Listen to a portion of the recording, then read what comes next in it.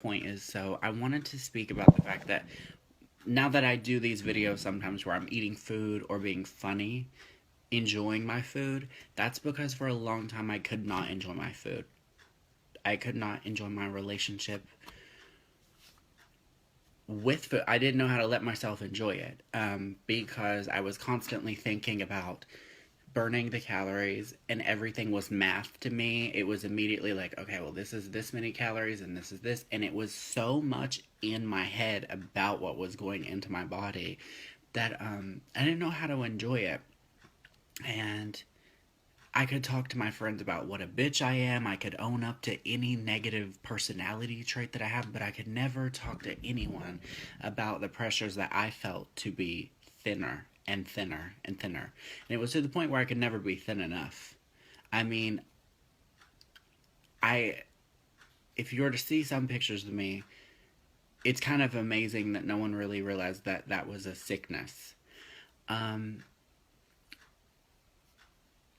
and I would have people kind of around me fooled because I could indulge a little bit, but as soon as I got to the gym, I would exhaust myself to physical like fatigue to the point where it was like, like eyes like this, like how do I drive this car home? Like just collapse of body. And that's when I felt my most proud. That's when I felt my most proud. And I guess it was because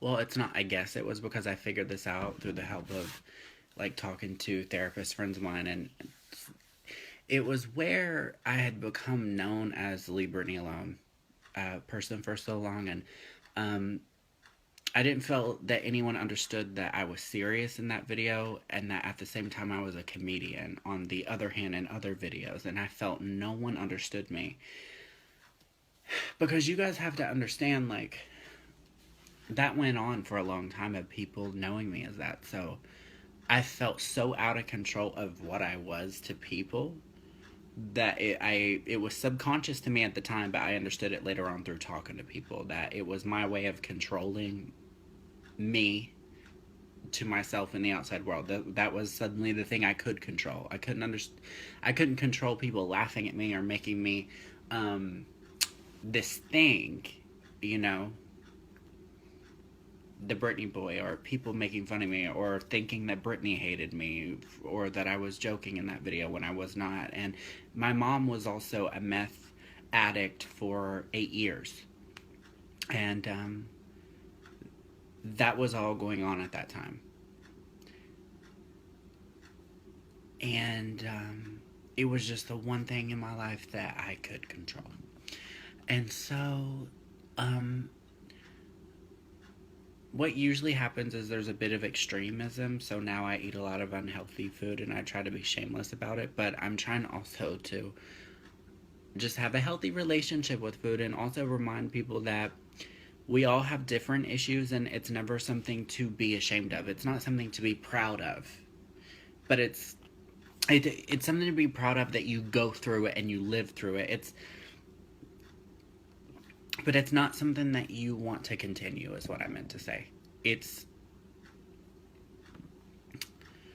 it's something you have to work on, and working on knowing that your confidence can't come from the your weight on your scale, no matter how big or small. Your confidence has to come from within you. And you start to think that all of that kind of talk is a lie when you're going through that. But it's not. The things you're telling yourself are a lie. You can get through it. You can get to a place where you enjoy food. You can get to a place where you love yourself enough to feed yourself and enjoy yourself. And it is a battle, but it's one that can be won.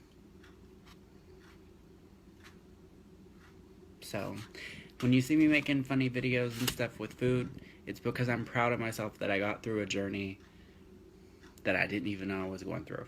It just happened. I didn't just wake up one day and go, oh my god, I'm going to control the way I eat. It just spiraled out of control. And so, yeah,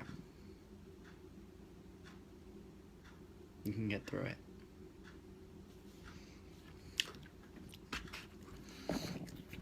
I've been wanting to hope